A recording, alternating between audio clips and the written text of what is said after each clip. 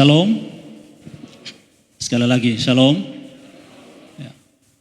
Sekali lagi kita bersyukur kepada Tuhan karena kita masih diperkenankan Tuhan untuk ada di tempat ini. Kembali lagi kita berkumpul bersekutu kepada Tuhan. Ya, kita datang untuk beribadah kepada Tuhan. Saya percaya bahwa setiap kita yang ada di sini, baik yang hadir dalam rumah Tuhan saat ini, di tempat ini, maupun setiap kita yang ada di tempat kita masing-masing mengikuti secara online, setiap kita menginginkan kesenangan. Ya, setiap kita berusaha sedapat mungkin, sedapat-dapatnya untuk menikmati kesenangan. Tidak ada orang yang bercita-cita ingin hidup menderita. Semua orang berusaha untuk hidup menikmati kesenangan. Meskipun kita sadar, kita tahu bahwa tidak ada hidup tanpa tekanan. Hidup kita penuh dengan tekanan. Kita tidak bisa menghindari tekanan di dalam hidup ini. Tetapi hidup di bawah tekanan itu adalah pilihan. Sekali lagi saya katakan, kita tidak bisa menghindari hidup tanpa tekanan. Mustahil kita hidup di dunia tanpa tekanan. Tetapi hidup di bawah tekanan itu adalah pilihan.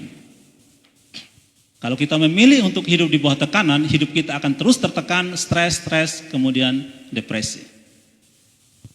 Dan kita lihat sekarang, mungkin kita pernah mengalami, mungkin di sekitar kita, banyak orang hidup di bawah tekanan. Kalau kita ikuti cerita dalam tahun ini, ya di tahun ini cerita-cerita di seputar jembatan Liliba, banyak orang yang berusaha untuk menyelesaikan hidupnya dengan caranya, karena dia tidak mampu mengatasi atau mengelola tekanan itu. Saya pernah dengar seseorang berkata begini, depresi adalah, ya kalau depresi itu satu tingkat di atas stres, depresi adalah ketika solusi itu lebih kecil daripada tekanan. Jadi kalau kita mendapatkan tekanan sekian banyak, katakanlah ada 10 tekanan, tetapi solusi kita cuma 3, 4, 5, kita mengalami depresi. Kita mengalami bahwa tidak ada solusi atas hidup ini. Lalu kita mulai mencari solusi tersendiri dengan mengakhiri hidup atau dengan mempercepat atau memperbanyak penderitaan dalam hidup ini. Nah, sekali lagi, mustahil hidup tanpa tekanan di tengah dunia yang penuh dosa dan kejahatan ini, tetapi hidup di bawah tekanan adalah pilihan. Sejak ribuan tahun yang lalu, kira-kira tahun 433 sebelum Masehi, ya, ribuan tahun yang lalu, muncul begitu banyak pemikiran-pemikiran untuk bagaimana kita mencapai kesenangan hidup. Bagaimana kita bisa menikmati kesenangan dalam hidup ini. Pemikiran untuk mencari kesenangan dalam hidup ini dipengaruhi oleh seorang ide gagasan pemikiran seorang filsuf Yunani yang sangat terkenal. Mungkin di antara kita pernah dengar namanya Sokrates. Sokrates memunculkan satu pertanyaan. Akibat pertanyaan ini banyak orang mulai mencari kesenangan. Sokrates bertanya begini, apa yang sebenarnya menjadi tujuan akhir hidup manusia? Apa yang sebenarnya atau sebenarnya apa itu tujuan akhir hidup manusia? Apa tujuan akhir hidup manusia?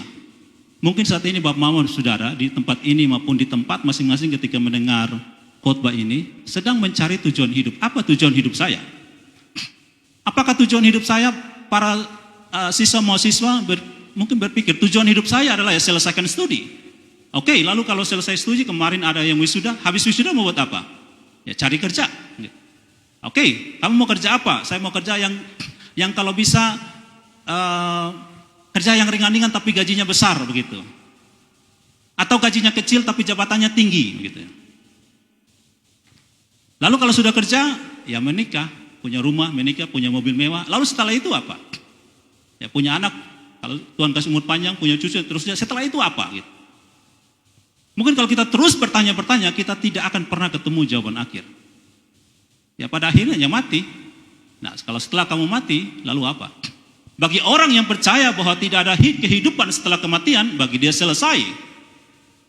Tidak ada kehidupan setelah kematian, selesai. Kematian mengakhiri segala sesuatu.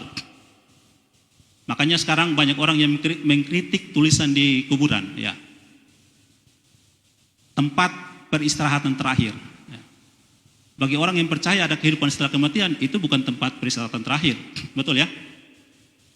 Ada satu tempat peristirahatan yang Tuhan sediakan bagi kita. Bagi orang yang percaya ada kehidupan setelah kematian, nah bagi dia ini yang sangat mengganggu hidupnya. Kalau dia percaya ada surga dan neraka, lalu saya akan memilih mana? Surga atau neraka? Menentukan surga atau neraka tidak bisa setelah terjadi kematian. Sebelum terjadi kematian itu sudah harus dipilih. Nah, apa sebenarnya tujuan akhir hidup manusia? Ketika Sokrates memunculkan pertanyaan ini, orang mulai sibuk memunculkan pemikiran-pemikiran, ide-ide, sehingga muncullah satu gagasan yang disebut dengan hedon, yang kita sekarang mungkin lagi viral ya. Pemerintah juga mengkritik gaya hidup para pejabat yang hedonis, gitu, hedonisme. Tapi banyak orang setuju dengan pemikiran mencari kesenangan dalam hidup ini. Coba Bapak Mama dan saudara, coba kita ingat masa-masa kecil kita, masa lalu, masa kanak-kanak kita, atau kita lihat anak-anak kita, adik-adik kita, ponaan, cucu. Sejak kecil kita sudah menikmati yang namanya kesenangan dengan cara apa? Bermain, have fun gitu. Dan kaum liberal, kaum barat yang mulai mempengaruhi cara berpikir kita, mulai memperkenalkan yang namanya have fun gitu. Ketika orang dengan pemikiran seks bebas, pergaulan seks yang bebas, mereka katakan making love gitu. Carilah kesenangan gitu. Apalagi mereka yang berpikir hidup ini hanya sekali, ya cari kesenangan. Apalagi mereka yang percaya dan terobsesi dengan masa remaja, masa muda sekali saja, nikmati itu gitu. Setelah kamu masih muda, kamu masih remaja, nikmati. Nanti kamu menyesal kalau sudah tua. Sebelum kamu sibuk dengan bekerja, sebelum sibuk dengan keluarga dan rumah tangga, nikmati kebebasan kamu. Makanya sampai sekarang para cowok karir, cewek karir mulai meniti karir dan lupa untuk menikah. Ketika mau menikah kadang-kadang sudah terlanjur banyak hal. Terlanjur usia, terlanjur sibuk dan segala macam. Terlanjur tidak bisa mencari pasangan gitu karena sudah asik dengan kerja. Nah, orang mencari kesenangan lalu terjebak dalam dunia hedonisme. Nah, gereja pun tidak terlepas dari itu. Banyak gereja yang ada orang mengkritik gereja begini, kami sudah sibuk bekerja selama 5 hari, 6 hari, kami sangat sibuk, kami ingin mencari kesenangan di gereja. Akhirnya gereja mulai menjadi sebuah entertainment. Gereja mulai mempersembahkan entertain, bukan lagi kebenaran. Dan Alkitab sudah mengingatkan sejak dulu. Mulai dalam 2 Timotius 3 mengatakan bahwa akan ada satu waktu orang hanya akan memberitakan kebenaran firman hanya untuk mengenakan telinga. Mengenakan telinga itu dari bahasa Yunani dia punya arti kira-kira bikin telinga geli gitu, supaya orang ketawa-ketawa lucu. Gereja hanya mulai menawarkan entertainment, hiburan di gereja, bukan lagi kebenaran yang diberitakan. Sehingga ketika pendeta atau pengkhotbah, pembicara firman Tuhan mengkritik, menemplak dosa, maka orang bilang minggu depan saya tidak datang lagi. Saya akan cari gereja yang membuat saya senang. Gitu. Dunia ini sudah penuh dengan begitu banyak masalah, orang ingin mencari kesenangan demi kesenangan. Akhirnya banyak orang juga terjebak dengan ya bagian tadi seks bebas misalnya LGBT gitu. Sekarang LGBT ini, kaum LGBT mulai berani menampakkan diri mereka. Kalau kita ikuti informasi-informasi di medsos, mereka tidak malu-malu lagi. Tahun 90-an, 80-an ke bawah orang masih sembunyi-sembunyi. Sekarang mereka sudah berani katakan saya LGBT. Kaum LGBT mulai membenarkan diri dengan mengatakan bahwa ya ini karena gen, gitu. Ini karena memang Tuhan mau kita seperti ini. Tapi banyak penelitian membuktikan bahwa LGBT itu dipengaruhi karena pergaulan. LGBT bisa berubah, orang bisa berubah. Banyak juga testimoni dari transgender yang mereka berubah, mereka berkreation, mereka berubah gitu. Mereka bisa bertobat gitu. Tapi salah satu hal yang sangat naif dari hadirnya LGBT ini yang mencari kesenangan ini adalah munculnya satu gerakan atau satu paham yang disebut dengan silent Adam. Adam itu mewakili kaum bapak-bapak yang diam. Peran kaum bapak yang hilang dalam diri anak. Kita kasih contoh gini. Coba sekarang kita hitung yang sekarang beribadah saat ini berapa laki-laki, berapa perempuan. Sekarang kalau kita cari misalnya para pendeta, kebanyakan kita akan ketemu pendeta perempuan daripada pendeta laki-laki. Kita ke rumah misalnya, anak-anak lebih banyak habis waktu dengan siapa? Bapak atau mama? Kebanyakan dengan mama, ya karena bapak mungkin sibuk di luar cari kerja dan segala macam dengan kesibukannya. Kita ke sekolah, coba kita lihat presentasi guru laki-laki dan perempuan. Kita akan ketemu guru perempuan lebih banyak dari guru laki-laki. Dunia mengalami silent Adam, peran bapak yang hilang. Padahal kita lihat di Alkitab, Allah kita diperkenalkan sebagai laki-laki. Kaum bapak mesti mengambil peran. Para bapak-bapak mesti mengambil sikap. Di gereja-gereja pun lebih banyak gerakan kaum ibu, betul ya? Daripada gerakan bapak-bapak. Gitu. Karena orang mencari kesenangan gitu ya. Mereka ingin sesuatu yang menyenangkan dirinya. Nah, kita lihat dalam Keluaran 32 ayat 6 ya. Coba kita baca Keluaran 32 ayat 6. Di situ ya bagian firman Tuhan mengatakan tentang ini. Itu cerita tentang bangsa Israel menyembah lembu emas. Ketika Musa naik ke Gunung Sinai untuk bertemu dengan Allah dan menerima hukum-hukum yang Tuhan tetapkan bagi bangsa Israel, Musa menurut kaum Israel saat itu Musa lambat-lambat di atas Gunung Sinai. Lalu mereka ingin menciptakan Allah sendiri bagi diri mereka yang bisa mereka lihat rupanya seperti apa. Jadi kerinduan Israel saat itu adalah ingin melihat rupa Allah seperti apa. Lalu mereka minta Harun bikin bagi mereka lembu emas. Bisa saja ini dipengaruhi dengan pemikiran dari Mesir tentang anak lembu. Lalu mereka katakan ini Tuhan Allahmu. Yang parahnya mereka memakai Tuhan Allah bukan penyebutan umum kepada sesuatu yang maha kuasa, tapi mereka memakai TUHAN besar. Mereka sebut ini Yahweh, ini Jehovah yang memimpin kita keluar dari Mesir. Mari kita sembah dia. Nah, setelah ini yang fatal, dikatakan begini, maka mereka mulai bangkit, makan, minum, dan bersenang-senang. Mereka bersenang-senang, makan, minum, dan bersenang-senang. Bersenang-senang di sini, ketika meninggalkan esensi ilahi penyembahan yang benar kepada Allah, akan menjadi hedonisme di dalam gereja, dalam ibadah. Hanya mencari kesenangan. Raja Salomo ya, Raja Salomo yang dipercaya sebagai penulis di kitab Pengkhotbah, dia pernah menuliskan begini dalam Pengkhotbah 12 ayat 7 sampai 11. Pengkhotbah pasal 12 ayat 7 sampai 11. Raja Salomo menuliskan hal ini ya. Aku membeli budak-budak laki-laki dan perempuan, dan ada budak-budak yang lahir di rumahku. Aku mempunyai juga banyak sapi dan kambing domba melebihi siapapun yang pernah hidup di Yerusalem sebelum aku. Ayat 8, aku mengumpulkan bagiku juga perak dan emas, harta benda raja-raja dan daerah-daerah. Aku mencari bagiku biduan-biduan dan biduanita dan yang menyenangkan anak-anak manusia, yakni apa? Banyak gundik.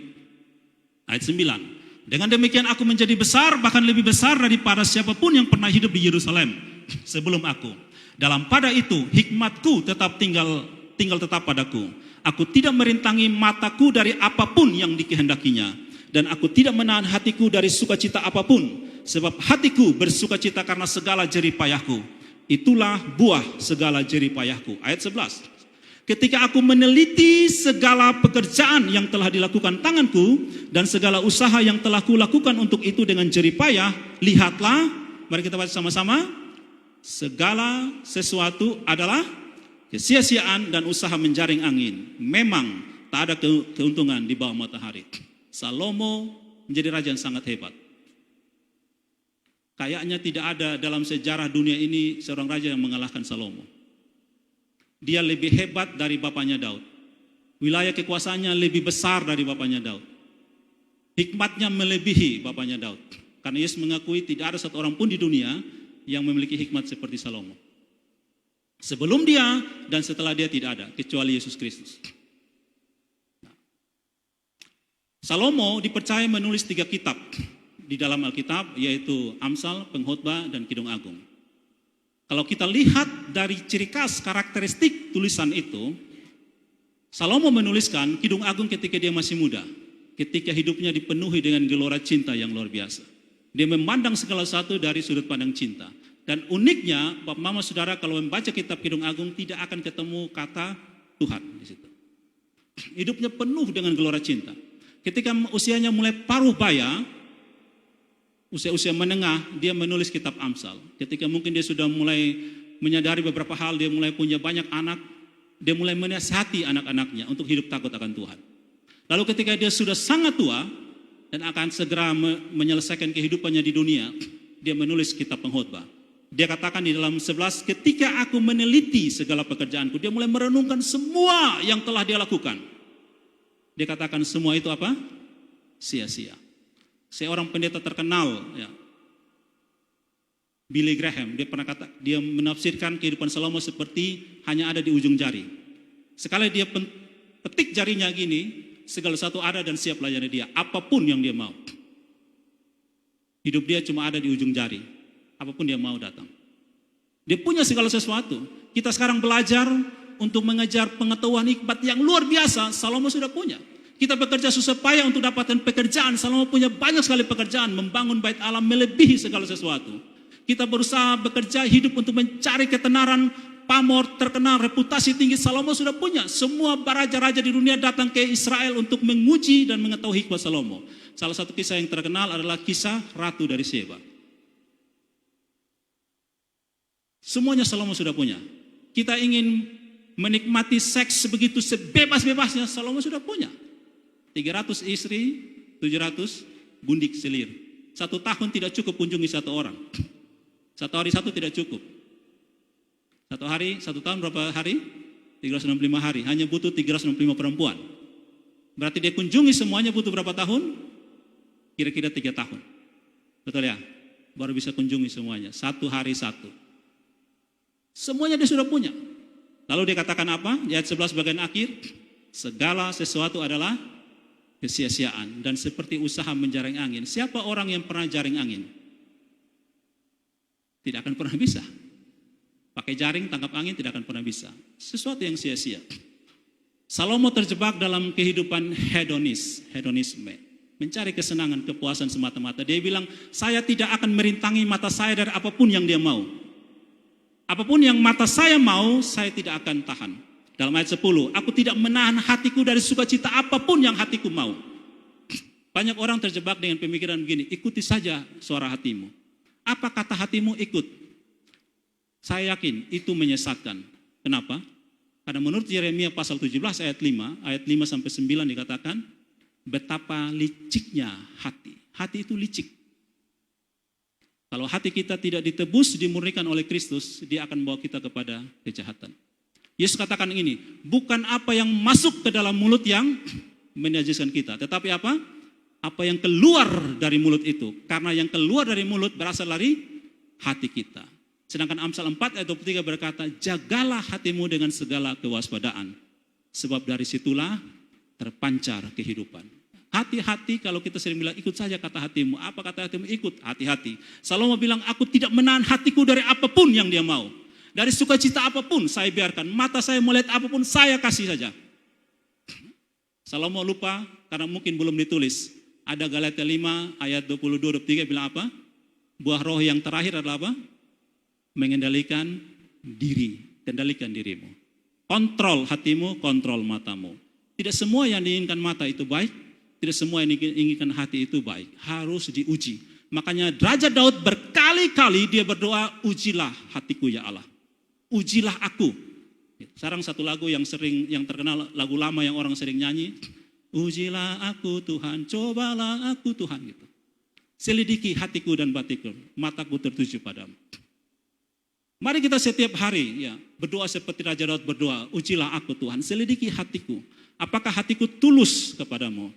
Atau saya hanya terjebak dengan hedonisme? 1 Yohanes 2 ayat 16-17 mengingatkan kita begini ya. 1 Yohanes pasal 2 ayat 16 dan 17.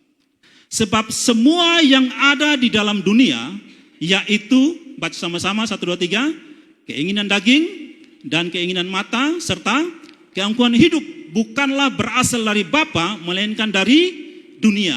Dan dunia ini sedang lenyap dengan keinginannya. Tetapi orang yang melakukan apa? Kehendak Allah tetap hidup kapan? Selama-lamanya. Hati-hati dengan mata kita, hati-hati dengan keinginan hati kita.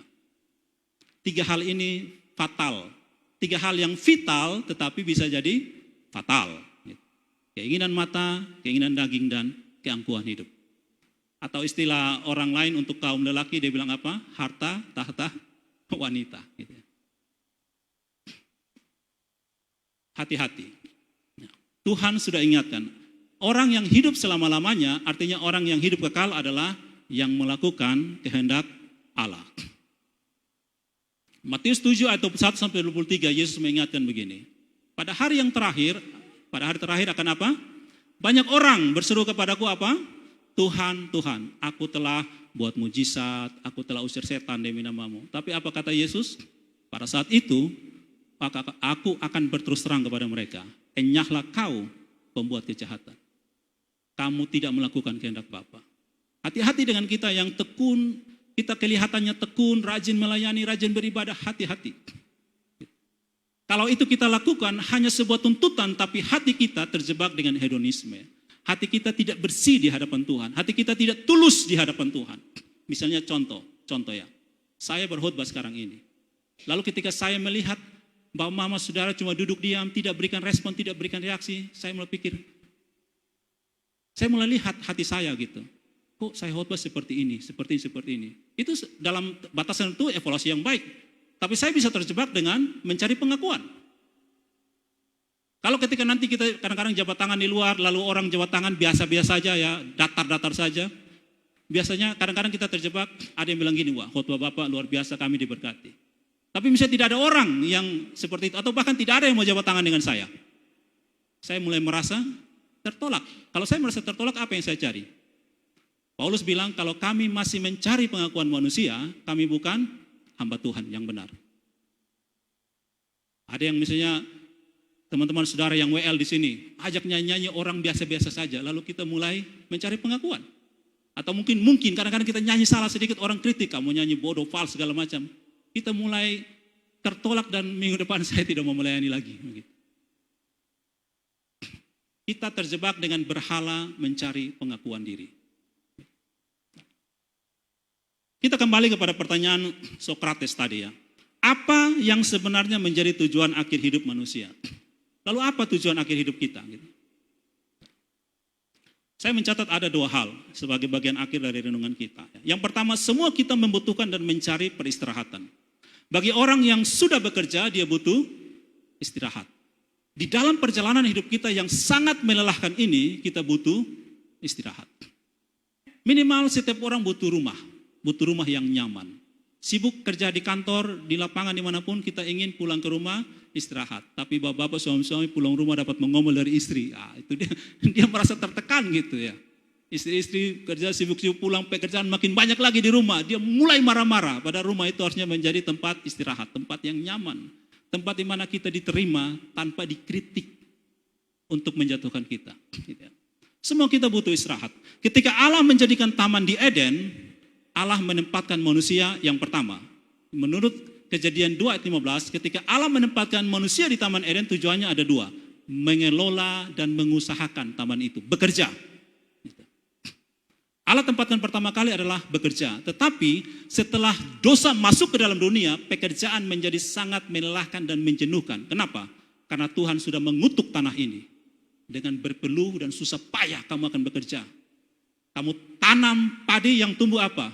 Semak duri. Kamu kerja keras, orang tetap katakan kamu malas. Gitu. Kita lakukan yang baik, orang tetap kritik kita. Pekerjaan menjadi menjenuhkan dan membosankan. Tetapi tujuan Tuhan menempatkan manusia di Taman Eden, selain bekerja, yang kedua beristirahat. Nikmati hadirat Allah, nikmati Allah. Sehingga bahkan ketika dalam Kejadian 3, manusia jatuh dalam dosa, Allah datang cari mereka. Di mana engkau Adam? Allah ingin membangun persekutuan dengan manusia. Tapi manusia menjauhkan diri dari Allah, kenapa? Karena dia sudah berdosa. Dia menjadi takut terhadap hadirat Allah, terhadap kedatangan Allah, terhadap pribadi Allah. Nah, jadi Taman Eden menjadi tempat istirahat bagi manusia. Tempat dia bekerja, tempat dia beristirahat. Semua kita membutuhkan istirahat. Keluaran pasal 20, ketika Tuhan Allah memberikan 10 hukum kepada manusia, salah satu hukum di situ dikatakan, hormatilah dan kuduskanlah hari Sabat. Kenapa? Ini alasan Tuhan.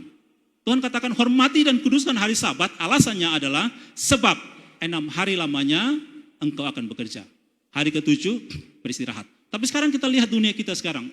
Semua hari dipakai untuk bekerja, tidak ada istirahat. Sabtu pun bekerja, Minggu pun bekerja, betul? Habis ke gereja, sekarang kamu pergi kerja. Maka hidup ini menjadi sangat melelahkan, menjenuhkan, membosankan, sehingga orang yang tidak mampu mengelolanya menjadi stres, depresi, hidup di bawah tekanan. Sekarang ini salah satu orang yang bisa bertahan hidup di tengah dunia sekarang adalah mengelola stres, mengelola rasa jenuh, mengelola pekerjaannya. Banyak kita terjebak menjadi hamba dari pekerjaan, bukan manajer dari pekerjaan. Ketika Allah menempatkan Adam di Taman Eden, tujuan Allah adalah Adam menjadi manajer atas pekerjaan itu, bukan budak dari pekerjaan itu. Kalau kita membuat diri kita menjadi budak dari pekerjaan, kita akan selalu tertekan. Saya sering bilang kepada orang-orang ketika saya bicara, di dunia ini hanya ada dua. Kalau kamu tidak punya mimpi, maka orang lain akan memaksa kamu memenuhi mimpinya. Kalau kamu tidak bisa mempunyai pekerjaan sendiri, kamu akan dipaksa orang untuk menjadi budak dari pekerjaannya. Nah, sekarang tinggal kita mau pilih yang mana, gitu ya. Nah, 6 hari lamanya engkau bekerja, maka engkau harus beristirahat. Sabat dalam bahasa Ibrani itu, kalau di dalam bahasa Inggris mungkin kita mengenal ada yang namanya rest, ada namanya refresh, gitu ya. Berhenti, sabat yang artinya berhenti itu bukan rest. Bapak saudara kalau lihat di kuburan orang tulis apa? Rip, rest in peace. Tidak buat apa-apa lagi kan? Tidur saja. Tapi itu bukan sabat. Sabat itu artinya refresh. Berhenti maksudnya refreshkan dirimu. Segarkan dirimu kembali. Dengan cara apa? Satu, menurut Keluaran 20, beribadah kepada Tuhan. Dengan beribadah kepada Tuhan Allah, kita akan di-refresh. Roh kita, jiwa kita di-refresh. Dampak dari roh dan jiwa yang di-refresh, maka tubuh kita akan refresh. Saya yakin Bapak Mama Saudara sadar betul, tubuh kita ini hanyalah ekspresi dari jiwa dan roh. Tubuh ini hanya ekspresinya saja. Ada misteri relasi antara tubuh dan jiwa gini. Tetapi yang pasti, tubuh ini hanya mengekspresikan apa yang ada dalam hati kita. Makanya Amsal 4 ayat 23 berkata, dari dalam hatimu terpancar kehidupan. Memancarkan kehidupan. Sehingga orang bilang begini, kalau melihat orang itu tatap dia punya mata. Nah, mata tidak bisa tipu. Dokter pun kalau lihat penyakit lihat dari apa? Ya buka kita punya mata. Oh lu lagi sakit ini gitu ya. Kita butuh refresh. Ya. Jadi sabat itu bukan berhenti dari segalanya dan duduk diam saja tidur selama 24 jam. Tidak. Refreshkan dirimu. Mulai dari refresh dengan Allah, membangun rasa dengan Allah, hari Minggu, hari Sabat kita menikmati persekutuan dengan Allah, lalu kita menikmati refresh dengan keluarga kita, orang-orang terdekat dalam hidup kita. Karena 6 hari itu kita sudah pakai untuk sibuk dengan urusan kerja kita yang menghasilkan penghasilan bagi kita. Tapi harus ada satu hari refresh vertikal dengan Allah, refresh horizontal dengan sesama, dimulai dengan keluarga dan orang-orang terdekat kita. Nah, jadi hati-hati kita sampai hari Minggu pun sibuk dengan pekerjaan itu hati-hati. Terakhir kita menjadi sepi di tengah keramaian. Karena kita hanya sibuk dengan diri kita. Akhirnya kita berkepribadian ganda. Kita bingung dengan diri kita. Nah, istirahat di dalam Allah adalah tujuan hidup manusia. Kalau kita mau menjawab pertanyaan dari Sokrates, apa tujuan akhir hidup manusia? Yang pertama, beristirahat di dalam Allah. Ibrani 4 ayat 9-11, mari kita baca bersama-sama. Ibrani 4 ayat 9-11 berkata begini, jadi masih tersedia suatu hari perhentian, hari ke-7 bagi umat Allah. Ini Rasul Paulus mau menegaskan begini, waktu Allah menciptakan langit dan bumi, lalu di dalam Kejadian disebut Allah berhenti pada hari yang ke-7. Jadi seolah-olah dia tidak buat apa-apa lagi, dia cuma duduk diam dan nonton ini ciptaan. Gitu. Makanya ada satu paham filsafat yang mengatakan begini, bahwa setelah Allah Tuhan menjadikan semua ini, lalu dia duduk diam dan dia terpisah dari alam ini. Itu filsafat yang sesat. Karena Allah tidak terpisah dari alam ini. Allah tetap mengontrol, mengendalikan alam ini. Nah, jadi Rasul Paulus mau menegaskan bahwa setelah Allah berhenti pada hari ke-7, itu bukan berarti dia tidak buat apa-apa. Masih ada satu hari ke-7, hari perhentian yang dia sediakan bagi kita. Ayat 10. Sebab barang siapa telah masuk ke tempat perhentiannya, ia sendiri telah berhenti dari segala pekerjaannya, sama seperti Allah berhenti dari pekerjaannya. Karena itu, baiklah kita berusaha untuk masuk ke dalam perhentian itu, supaya jangan seorang pun jatuh karena mengikuti contoh ketidaktaatan itu juga. Ada satu hari perhentian, hari Sabat yang Allah sediakan bagi kita. Bagi mungkin keluarga, saudara-saudara, teman, kenalan siapapun kita yang telah mendahului kita meninggalkan dunia ini, mereka sudah menikmati Sabat itu. Dan kita sedang bekerja, berjuang dalam hidup ini untuk satu saat kita pun menikmati itu. Dan Kristus telah menyediakan itu menurut Yohanes 15 ayat 6, akulah jalan dan kebenaran dan hidup. Tidak ada seorang pun yang sampai kepada Bapa, atau dengan kata lain dengan terjemahan ini, tidak ada seorang pun yang menikmati perhentian itu bersama Bapa di sorga, kalau tidak melalui aku. Yesus menyediakan itu. Nah, Matius 11 ayat 28, ya. Matius 11 ayat 28, marilah kepadaku semua yang letih lesu dan berbeban berat, aku akan memberi kelegaan kepadamu. Kata kelegaan dalam bahasa Yunani, yaitu dalam penulisan Alkitab Perjanjian Baru dalam bahasa Yunani, kelegaan itu anapauo. Anapauo. Anapauo itu sama dengan sabat, refresh. Gitu.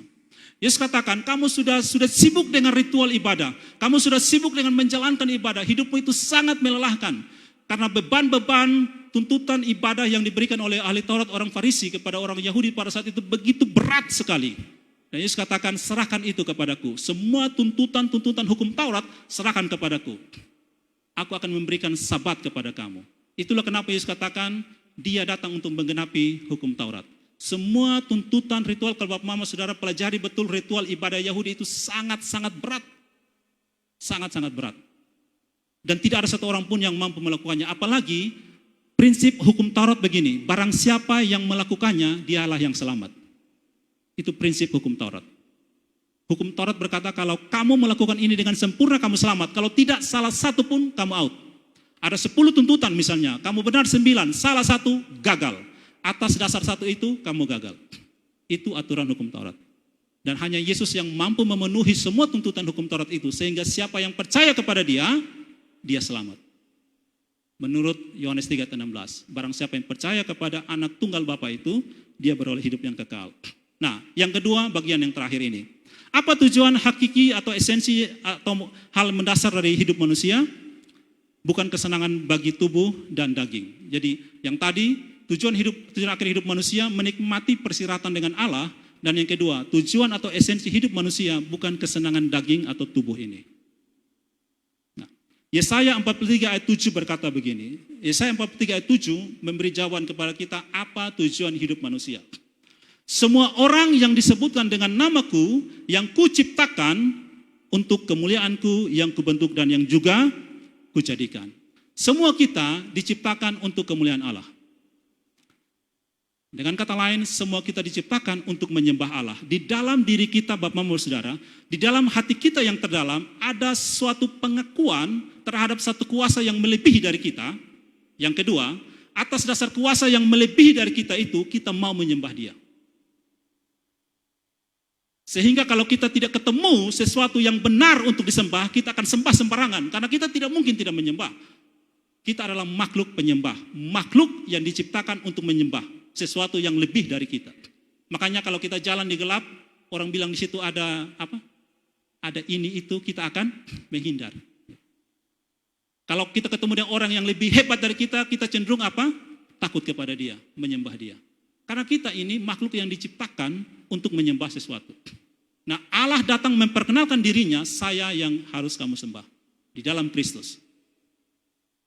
Jadi kita mengenal betul siapa pribadi itu, supaya kita benar-benar menyembah Dia.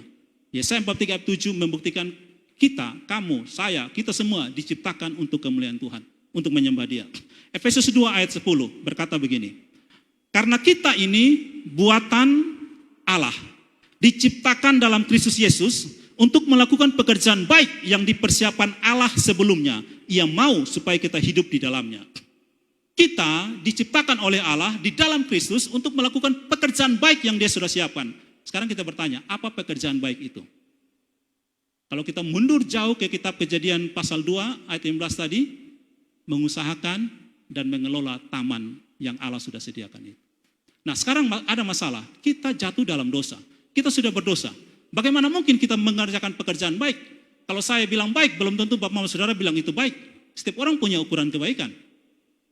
Lalu kebaikan yang mana yang mau kita kerjakan? Kita mesti kembali kepada aturan siapa yang menciptakan kita. Kalau dia katakan apa itu baik, kita harus percaya itu, Dia menciptakan kita. Nah, untuk bisa mengerjakan pekerjaan baik yang Allah mau kita kerjakan dari mulanya, kita harus diselamatkan dari dosa dulu. Karena kalau tidak bisa. Makanya tidak mungkin kita bekerja untuk selamat. Tidak mungkin kita beramal untuk selamat. Tidak mungkin, karena kita orang berdosa. Ukuran kita beda-beda. Mungkin kita katakan ini baik, tapi bagi Allah bilang itu bukan baik, itu dosa. Bahkan Nikodemus, seorang pengajar Israel, rabi Yahudi yang sudah sangat tua dan hebat, pemimpin Yahudi itu saja, Yesus katakan kepada dia, kamu tidak dilahirkan kembali, kamu tidak akan melihat kerajaan Allah. Itu menurut Allah yang baik adalah dilahirkan kembali. Nah, supaya kita mengerti apa itu baik, supaya kita bisa mengerjakan sesuatu yang baik yang Allah sudah sediakan, maka kita harus diselamatkan lebih dulu. Diselamatkan dari dosa. Karena itu kita mengerti ayat 10 dari Efesus 2 ini muncul setelah ayat 8 dan 9. Karena kita tidak mungkin menyelamatkan diri sendiri, maka kita harus diselamatkan dalam anugerah. Menurut Efesus 2 ayat 8 berkata begini, kamu telah diselamatkan sebab oleh karena kasih karunia, kamu telah diselamatkan oleh iman. Itu bukan hasil usahamu, tetapi pemberian Allah. Itu bukan hasil usahamu, jangan ada orang yang menyombongkan diri. Kamu diselamatkan bukan karena usahamu, bukan karena perbuatan baikmu, tetapi karena anugerah Allah. Kita diselamatkan untuk berbuat baik. Jadi ini prinsip kekristenan yang tidak dimiliki atau diajarkan oleh agama apapun. Yang lain mengajarkan kamu harus bekerja untuk selamat, berusaha untuk selamat, beribadah untuk selamat, tapi bagi Kristen tidak. Kamu diselamatkan untuk bisa bekerja. Jadi kalau kita bilang kita sudah lahir baru, kita sudah dibaptis, kita sudah diselamatkan, lalu kita duduk tanganga menjadi bintang. Apa itu bintang? Bingung tanganga. Hanya tanganga tidak melayani, tidak bekerja, maka sia-sia keselamatan kita. Karena kita diselamatkan untuk bekerja. Ayat 8 dan 9 hadir lebih dulu, baru ayat 10. Kamu diselamatkan, diciptakan dalam Kristus untuk bekerja. Tujuan akhir hidup manusia adalah memuliakan Allah, mendapat istirahat di dalam Allah, menikmati Allah dengan melakukan rencananya yang sudah dia siapkan sebelumnya. Tapi mungkin ada yang bertanya begini, bagaimana bisa kita ada dalam rencana Allah sedangkan hidup kita penuh dengan penderitaan? Jika Allah itu baik, mengapa ada penderitaan? Banyak orang yang bertanya seperti itu, akhirnya dia tidak bisa percaya Allah. Kalau Allah baik, kenapa saya menderita? Kalau Allah baik, kenapa saya sakit? Saya berdoa tidak sembuh-sembuh. Kalau Allah baik, kenapa rumah tangga saya seperti ini? Kalau Allah baik, kenapa ekonomi saya seperti ini? Kalau Allah baik, kenapa begini dan begitu? Kenapa bukan orang itu, tapi saya? Kenapa bukan orang itu yang hidup tidak beribadah, hidup dalam kefasikan, dalam dosa, dia lebih sehat dari saya? Kenapa dia yang jahat begitu mudah dapat pekerjaan, tapi saya tidak dapat? Kenapa orang yang hidup dalam dosa bisa punya anak, tapi kami tidak punya anak? Kenapa orang yang seperti Mazmur dalam 73, lalu Asaf berkata, sia-sia saja saya mempertahankan hidup saya bersih. Kenapa seperti itu? Kita tidak bisa mengerti. Tapi sayangnya ketika kita tidak mengerti, kita cari jawabannya sendiri. Sekarang saya tanya, Pak Mama, saudara punya HP. Ketika HP rusak, kita bawa kemana? Satu, kepada orang yang bisa servis HP. Yang kedua, kalau mau lebih tepat lagi kepada pencipta HP itu atau pembuat HP itu. Betul ya? Itu yang paling benar. Kalau dia buat, pasti dia tahu cara memperbaikinya. Seperti kalau orang bikin racun, pasti dia juga membuat penawarnya. Kalau tidak, dia mati minum racun itu. Kalau Allah yang menjadikan kita, ketika hidup kita punya masalah, ada yang salah dengan hidup kita, kita tanya kepada siapa? Tanya kepada Allah. Engkau ciptakan saya, sekarang saya hidup seperti ini, saya berdosa, saya minta ampun, tolong saya supaya memperbaiki kesalahan saya. Karena Allah yang tahu bagaimana memperbaiki hidup kita. Tapi masalahnya, kita cari jawaban sendiri, kita cari di sinetron, kita cari di media sosial, kita bertanya kepada orang yang hidup di luar Allah. Akhirnya hidup kita makin kacau dan kita stres. Ayat terakhir, Yeremia 29 ayat 11-13. Yeremia 29 ayat 11-13. Sebab aku ini mengetahui rancangan-rancangan apa yang ada padaku mengenai kamu. Demikianlah firman Tuhan. Yaitu rancangan damai sejahtera dan bukan rancangan kecelakaan. Untuk memberikan kepadamu hari depan yang penuh harapan. Dan apabila kamu berseru dan datang untuk berdoa kepadaku, maka aku akan mendengarkan kamu. Apabila kamu mencari aku, kamu akan menemukan aku. Apabila kamu menanyakan aku dengan segenap hati. Justru Allah lebih memilih melalui jalan penderitaan agar manusia diselamatkan. Kita akan mengerti ini kalau kita tahu kenapa Yesus menderita. Pasti Allah punya banyak cara untuk selamatkan manusia, tapi Allah hanya milih satu jalan dan menurut Allah itu jalan yang paling tepat dan benar. Melalui jalan sengsara Yesus kita diselamatkan. Allah ingin kita terhindar dari jeratan hedonisme, untuk membawa kita ke dalam rencananya melalui jalan penderitaan. Surat Yeremia ini, Bapak-Bapak Saudara, para pemusik bisa tampil ke depan. Surat kiriman Yeremia ini dikirim kepada bangsa Yahudi yang terbuang di Babel. Mereka terbuang di Babel. Kenapa mereka terbuang di Babel? Karena mereka berdosa. Karena mereka berdosa melawan kehendak Allah, melawan perintah Allah, mereka menyembah berhala, makanya mereka dibuang ke Babel selama 70 tahun, selama kurang lebih 3 generasi. Nah, ini sesuatu yang sangat fatal bagi orang Yahudi. Kenapa? Karena bait Allah itu adalah tempat mereka beribadah dan tempat mereka mendapatkan pengampunan dosa. Karena kalau orang Israel berdosa, mereka harus bawa korban persembahan ke bait Allah. Mereka tidak boleh mempersembahkan itu di tempat lain. Harus di bait Allah. Mereka kehilangan jati diri sebagai bangsa Yahudi. Mereka kehilangan kehidupan sosial, budaya, bahasa, dan ibadah. Gitu. Mereka punya hidup sangat menderita karena dosa mereka.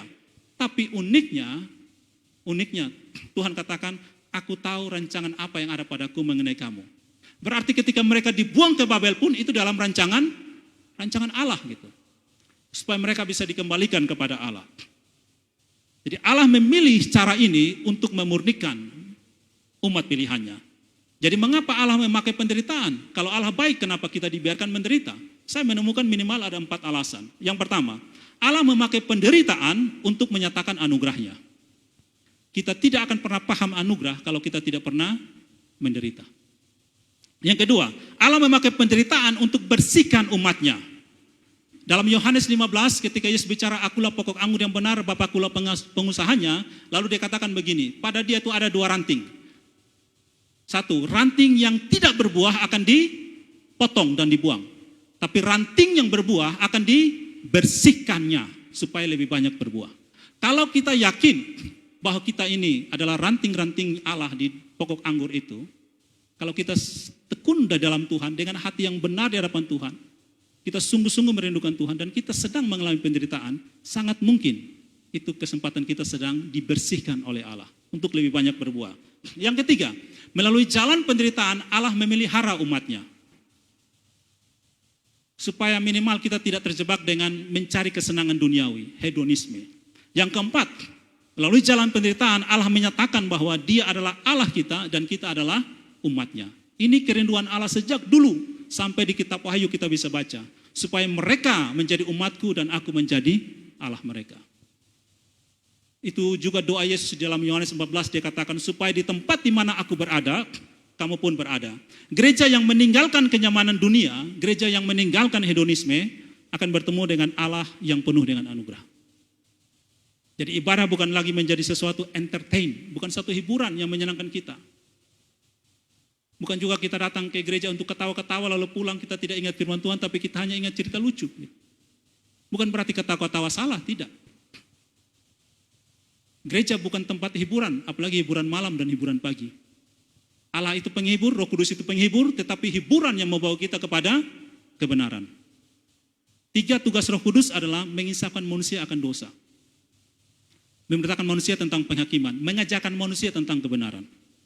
Dia roh penghibur, tetapi bukan penghibur yang membuat kita punya daging ini senang. Kadang-kadang hiburannya membuat daging kita ini sakit, supaya kita menemukan kebenaran dalam Dia. Allah lebih suka memilih jalan sengsara, derita, dan kerendahan untuk menyelesaikan masalah manusia dan dosa. Kita lihat dari kehidupan Yesus, penuh dengan penderitaan dan sengsara. Jadi kalau kita di dalam hidup ini, kita memang tidak cari penderitaan, betul ya? Kita semua ingin cari kesenangan. Tapi kalau Tuhan membawa kita ke dalam penderitaan, Dia punya tujuan. Ini bagian penutup akhir saya kasih satu ilustrasi. Kita yang pernah sekolah, tahu bahwa belajar itu menjengkelkan, betul ya? Menjenuhkan, apalagi kalau ada ujian, itu sangat menjengkelkan. Bila perlu ada sekolah tanpa ujian, naik-naik kelas saja gitu. Tapi belajar itu menjengkelkan, menjenuhkan, membosankan, tapi dengan ada ujian yang begitu menjengkelkan, kita tetap mau hadapi. Kenapa? Karena kita tahu di balik ujian itu ada naik kelas atau lulus, betul? Jadi orang yang menderita tanpa tahu tujuan penderitaan, hidupnya itu penuh dengan kesengsaraan. Tapi ketika kita tahu apa tujuan penderitaan itu, maka kita akan menikmati dengan penuh gairah. Amin. Kita akan berani hadapi, karena saya tahu tujuannya untuk apa. Saya tahu saya akan naik kelas, saya tahu saya akan lulus, saya akan terus berjalan. Jadi mari kita tahu apa tujuan penderitaan itu. Mungkin Allah bersihkan kita, Allah mau menyatakan anugerahnya dalam hidup kita, Dia mau memastikan kamu adalah umatku dan aku adalah Allahmu. Dan saya memelihara kamu dalam penderitaan, kata Tuhan. Tuhan memberkati kita. Mari kita kembali merenungkan bagian ini dengan kita nyanyikan lagu Kau Tetap Allah.